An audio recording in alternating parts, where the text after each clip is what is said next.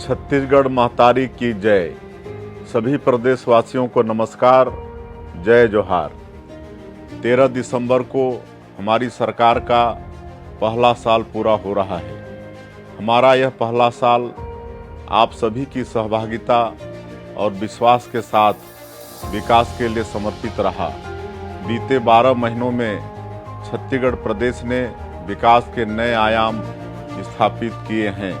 विकसित भारत के निर्माण के लिए विकसित छत्तीसगढ़ के निर्माण के अपने संकल्प को पूरा करने की दिशा में हम सफलता के साथ लगातार आगे बढ़े हैं। इस दौरान हमने प्रदेश के सभी वर्गों के कल्याण के लिए काम किया और उपलब्धियां हासिल की।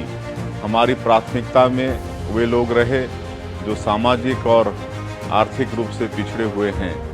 पंडित दीनदयाल उपाध्याय जी ने हमें अंत्योदय का संदेश दिया है। इसी के अनुरूप हमने प्रदेश के अंतिम व्यक्ति तक विकास को पहुंचाने के लिए लगातार काम किया है। हमने राज्य के जनजातीय समाज के गौरव को फिर से ऊंचाई पर स्थापित करने में सफलता प्राप्त की है। उनकी आय और रोजगार में वृद्धि के लिए अनेक कदम उठाए गए। तेंदुपत्ता संग्रहण दर 4,000 रुपये मानक बोरा से बढ़ाकर 5,500 रुपये मानक बोरा कर दी गई। जनजातीय क्षेत्रों में पर्यटन को बढ़ावा देने के लिए नई उद्योग नीति में पर्यटन को शामिल किया गया। हमारी नई उद्योग नीति से राज्य के औद्योगिक क्षेत्र में भी विकास की नई संभावनाओं का सृजन हुआ है। यह नीति प्रदेश की अर्थव्यवस्था को मजबूत करेगी। हमने इस नीति को रोजगारपरक बनाया है।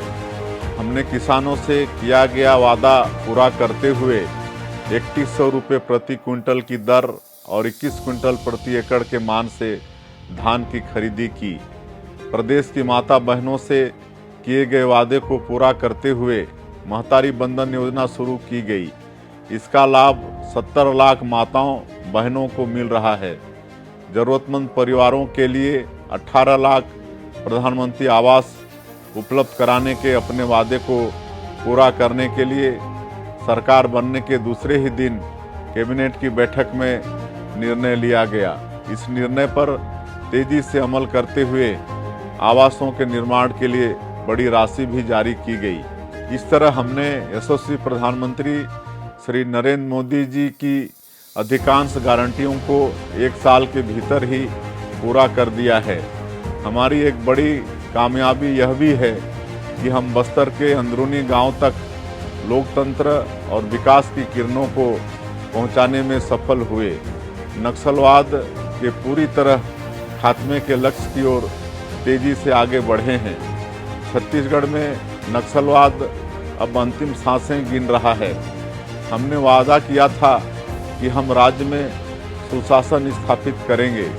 इसके लिए तकनीक का प्रयोग करते हुए शासन प्रशासन को पारदर्शी और भ्रष्टाचार मुक्त बनाने में हमें अच्छी कामयाबी मिली है।